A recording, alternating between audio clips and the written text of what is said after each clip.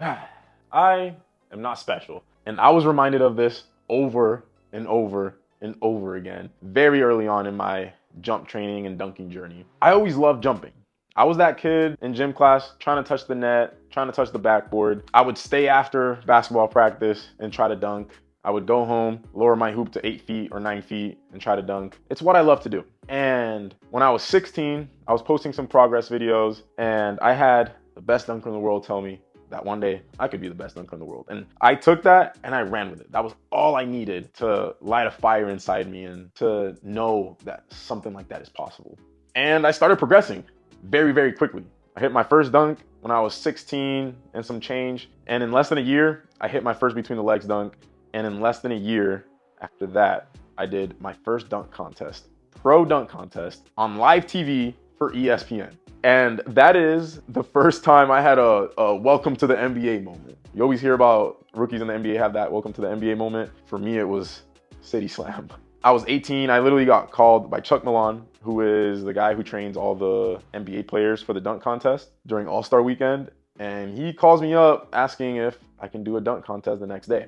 One of the dunkers, Michael Purdy, had just dropped out. City Slam was in Orlando. I lived 20 minutes away. And just like that, I was a pro dunker. And at this point, I was thinking I was hot stuff. I thought I was him until I show up to this dunk contest and I run into this guy. You might know him. His name is Guy Dupuis.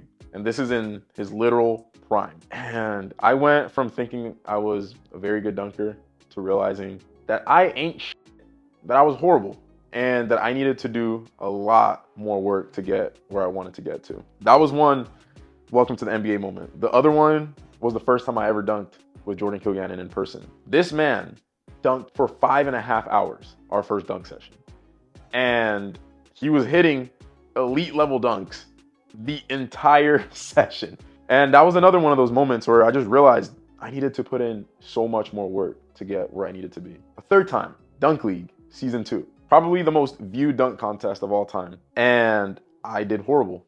I was one of the first people eliminated in that dunk contest. One of the main reasons I lost was because I got horrible knee pain during that competition. If you don't know what Dunk League is like, they basically fly you in. It's a dunk contest that has a lot of different themes. There's basically different rounds. One might be 90-second dunk challenge. Another one is how high of a hoop can you dunk? Another one you have to use a prop. Another one you have to see how high of an object you can jump over. And this is filmed over the course of 1 week, specifically over the course of about 5 days. 3 days you're jumping, and you're literally jumping from, you get there about 9 a.m., you don't leave till 8 or 9 p.m., and you're jumping the whole time, filming B-roll, getting interviewed. And it was another one of those moments where it just kicked me in the butt. And I realized I am not special.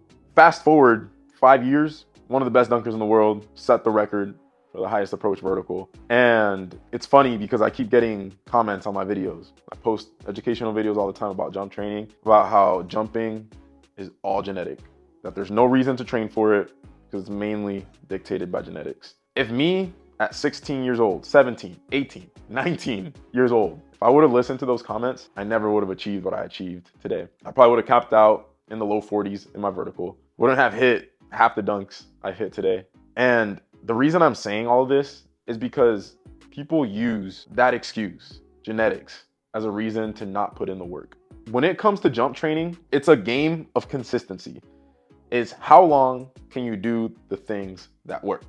The longer you can do them, the better your results are going to be. And there will be diminishing returns. You're going to progress really fast in year 1, slower in year 2, slower in year 3, slower in year 4, so on and so forth. And the longer you go for, the slower the progress becomes. By the way, if you want to know what are the right things to do, in my description, I made a 69-page jump training guide. Jump technique, strength training, periodization, plyos, tendon pain, it's all in there. Everything I know about jumping higher is in there. So go get it. It's free. You're welcome. In the world of investing, there's something they call the eighth wonder of the world. It's compound interest. Basically, you put in a little bit of money every month. I think it's like, they say you can put in $100 a month, and by the time you retire, 30 years later, you're a millionaire. Jump training is kind of the same thing. After you've been training for a while, every time you show up to the weight room, it's like you're putting a little bit of money in your investment account. You don't see the difference. You might not even see the difference 6 months from now, a year from now. But when you zoom out to 3 years, 4 years, 5 years, you're a way different athlete. way different athlete. Now, what I'm about to say next only applies to people that love jumping. If you don't love it, it's gonna sound crazy, but I don't recommend you get on this path. Find something you do like and just stick with it. Don't stop. Show up every single day. Showing up every day is a bigger determinant of your success than any jump program you ever do, any exercise that you ever choose. That is the #1 determinant for success. And the beautiful part about this jump training journey is the lessons you learn here can be applied to literally anything else in your life.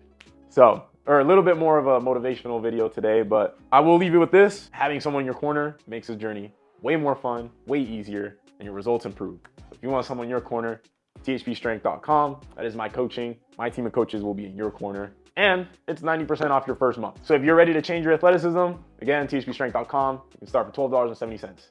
Good deal in my eyes. Catch you guys in the next video. Peace out.